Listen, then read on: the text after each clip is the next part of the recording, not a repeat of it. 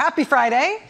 So if you watched any of the news today, paid attention to the headlines or anything, you are forgiven if you felt a little nauseated when you realized today that the word of the day in today's news was once again going to be the word czar. This used to be a normal word, right? Before 5 years ago, this was a normal word. In regular conversation, regular political analysis, even talk about policy and getting stuff done, or even if you were just talking about Russian history, whatever, used to be a normal word. It did not give you that dread hairball feeling that as much as you might want to try to swallow another Fox and Friends discussion about the word czar, this one just wasn't going to go all the way down. It was going to get stuck right about there and never ever clear your airway.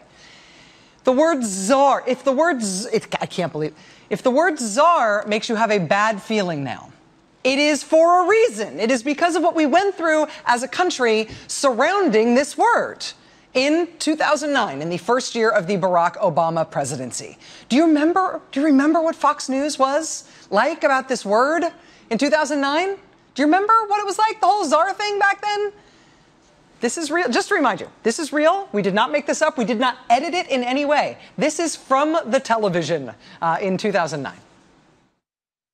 He's now appointed a border czar, another czar. You know, when I looked up czar in the dictionary or Googled it, the word that came up was king. And I was wondering to myself why we are having so many czars/kings now in America. Does anyone have the answer for me? Every problem has a czar. King of the border, king of drugs, king of the car problem. King of the world. King of the world. Oh, wait, that's Leonardo DiCaprio. Actually, when you think about it, czar is a Russian word. And we've actually, on the big screen over there, we put up the Russian czars through history. Yeah, there's 4 of them.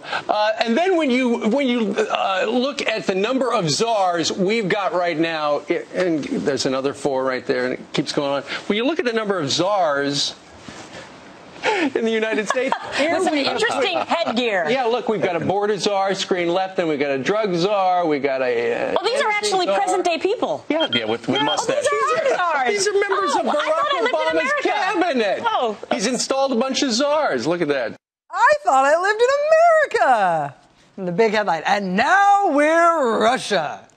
Yeah, that is what it was like. That is why the word czar makes your stomach curdle like old milk in a dirty bottle left in the sun. Because that is how the whole czar idea got talked about on places like Fox News when we went through this last as a country in 2009. I should say, is its redeeming value, though, is that particular Fox News segment did actually lead to one of the greatest Daily Show rejoinders of all time. And God forbid all these czars we hear about Obama appointing. You know, the ones that never seemed to bother anyone when they were appointed during the Bush years. You know, when I looked up czar in the dictionary or Googled it, the word that came up was king. And I was wondering to myself why we are having so many czars/kings now in America.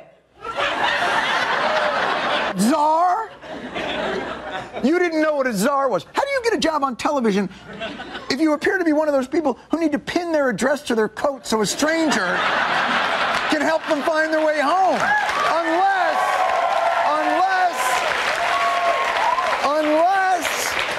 Unless you're just dumbing yourself down to connect with an audience that you think sees intellect as an elitist flaw. But that'd be easy to check. So I Googled Gretchen Carlson.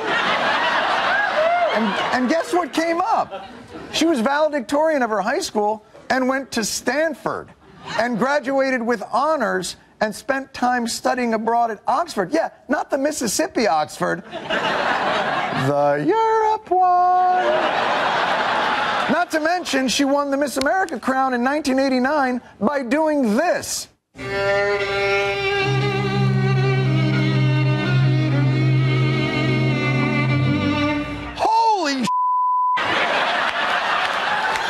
Classical violin rendition of de Sarasate's Zigeunerweisen. And if you know anything about Zigeunerweisen, you know that's one of the harder Weisens. To Zigeuner. Just because you're on the couch with Jack Tripper and Janet doesn't mean you have to pretend to be Chrissy. So I don't want to have to turn you on tomorrow and see you're actually surprised that the Interior Secretary is in charge of the outside stuff. From now on, I want to see you give it 120%. So yes, the czars thing was painfully stupid in a way that still hurts 5 years later, right? You can still feel how stupid that all was. But in the first year of the Obama presidency, the controversy over President Obama appointing point people, managers, to coordinate the administration's response on specific policy matters, it really was a huge conservative media freakout and a huge Republican Party freakout in Washington. I mean, of all the dumb political stories of that first year of the Obama presidency, it was the biggest of the dumbest stories. The czars are the issue. We have about 24 so-called czars, the pay czar, the car czar, all these czars in the White House. And that really is an affront to the President of the United States should cease and desist with the appointment of any additional czars. And what I filed is H.R. 3569, which is called the SAC Act. This bill would sunset all czars effective December 31st of this year. You know, the Constitution of the United States doesn't get read often enough in this building. Nowhere in this document can I find the word czar. But who came up with czar? But who came up with czar? Because it didn't really work out that well for the last official czar. So who came up with that? I could see what car czar because it rhymed. Well, but all the other ones just sort of fell to me on deaf ears. I think that the president just likes the term. I don't know. As you know, Tsarist Russia had 18 czars over a 300-year period of time, and maybe that's the model for this administration. I don't really know. I don't really know. Maybe this president just likes the idea of turning us into Russia, and not the good Putin Russia either, the bad mustache, 300 years, 18 czars kind of czars. That specific congressman there lamenting the sound of the word czar on Fox News, he is named Jack Kingston. He was one of the Republican members of Congress who filed legislation. It wasn't just the SAC Act. The Jack Kingston legislation would have blocked the president's ability to appoint a czar in government, to appoint a person to coordinate the administration's action on an area of policy, which before 2009 was a totally uncontroversial technique of modern American governance that nobody talked about in a way that made you hate the sound of that word.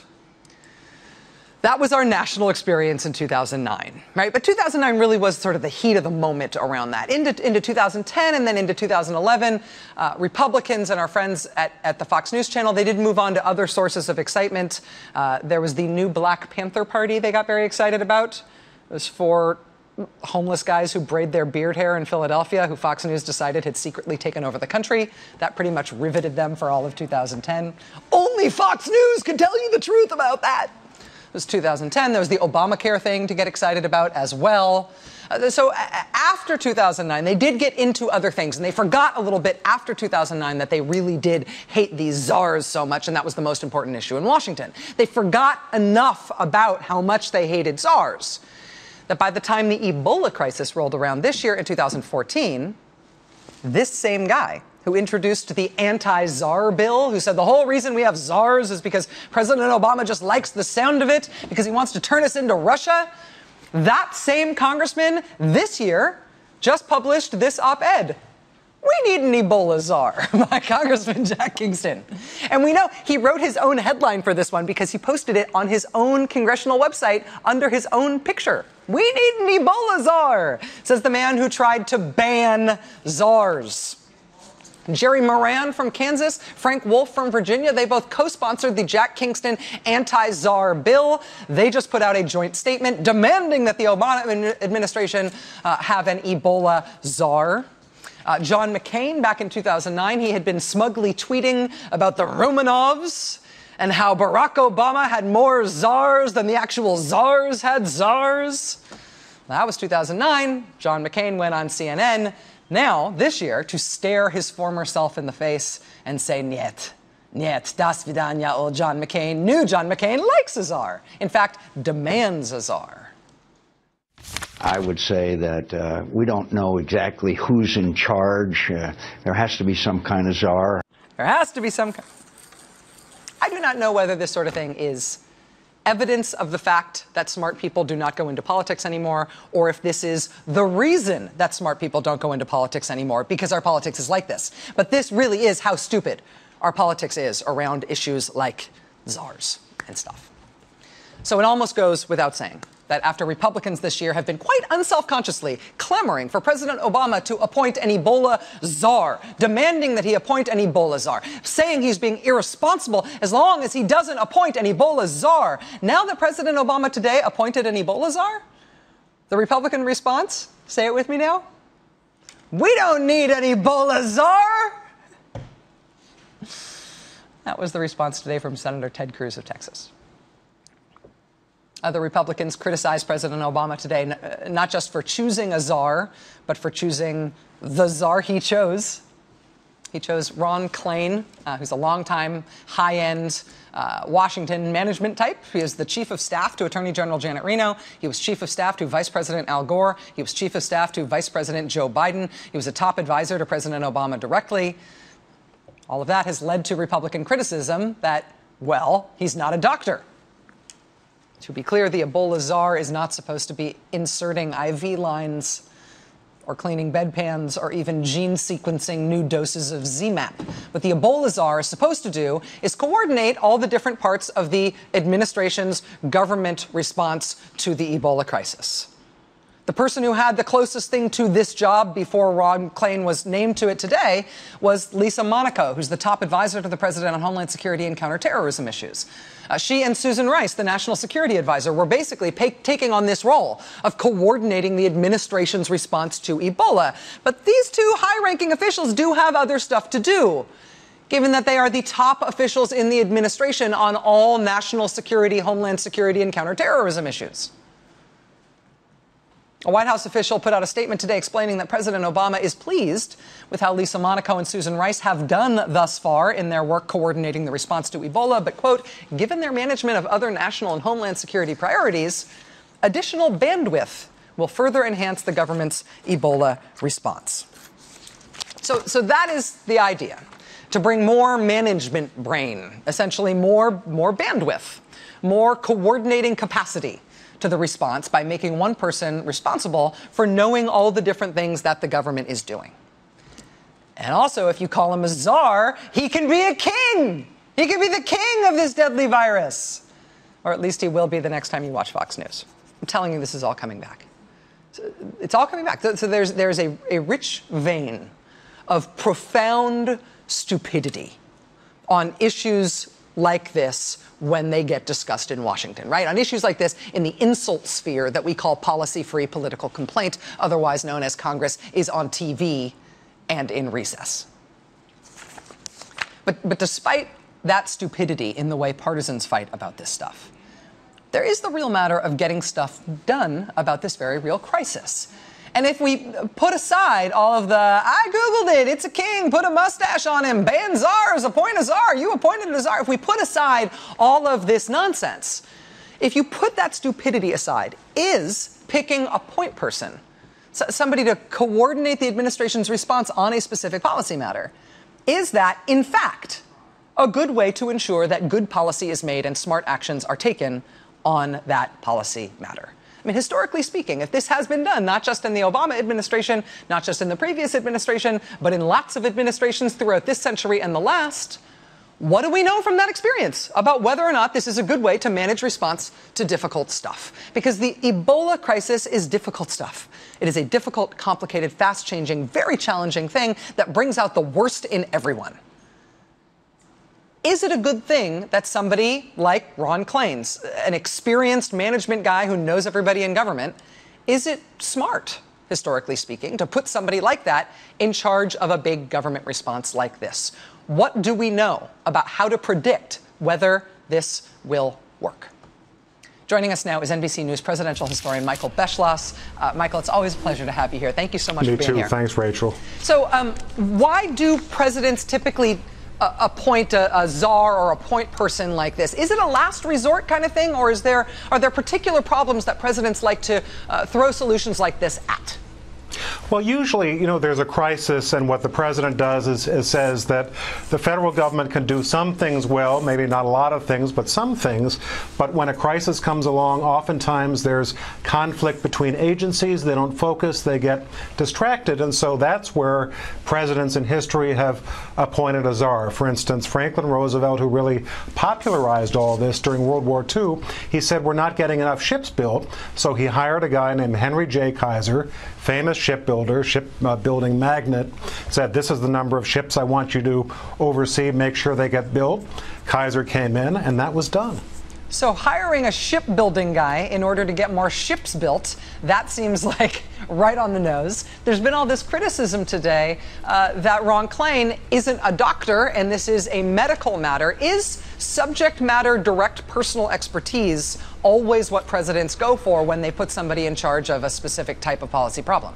Probably isn't. President Nixon, for instance, in 1973, at the time of the energy crisis after the Arab oil embargo, appointed William Simon as our first energy czar. Simon was a very tough manager, knew almost nothing about energy. He was a bond trader on Wall Street. But it probably does help to have some technical expertise, and not even Ron Klain would argue that he has that background. What he does have is what you were mentioning earlier, which is a lot of government experience, the ability to knock heads together on behalf of the president to get things done. And the other thing is that one thing that's going to be very important during these next number of months is he's going to presumably have to say a lot of things in public that will give the public the impression that the government is doing what it should, taking this seriously, but not go too far as to alarm people. That's something that really requires a lot of sensitivity, and we'll see if he's got that.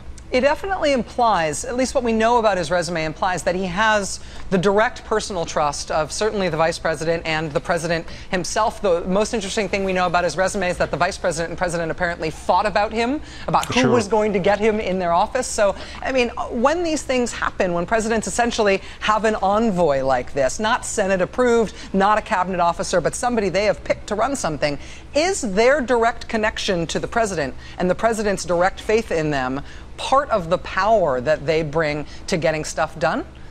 Hugely, and it's absolutely essential, because a czar like this has to be able to go to an agency and say essentially, I tell you to do this, and I'm telling you on behalf of the president, listen to what I'm saying as if he were talking to you himself. Great example of that was after 9/11. A lot of Americans, a lot in Washington, felt that one reason why 9/11 happened was that agencies of our government were not talking to one another enough, and President Bush quite intelligently appointed Tom Ridge, the governor of Pennsylvania, as the first Homeland Security czar. He was able to come in and make some rational structure where there had not been one before. And speak from a position of somebody who definitely had the president's trust and confidence. They knew he was speaking for President Bush. Crucial. NBC News presidential historian Michael Beschloss, thank you for helping us rise above some particularly icky mire on subjects like this. I really appreciate having you here. My pleasure, Rachel. Thanks.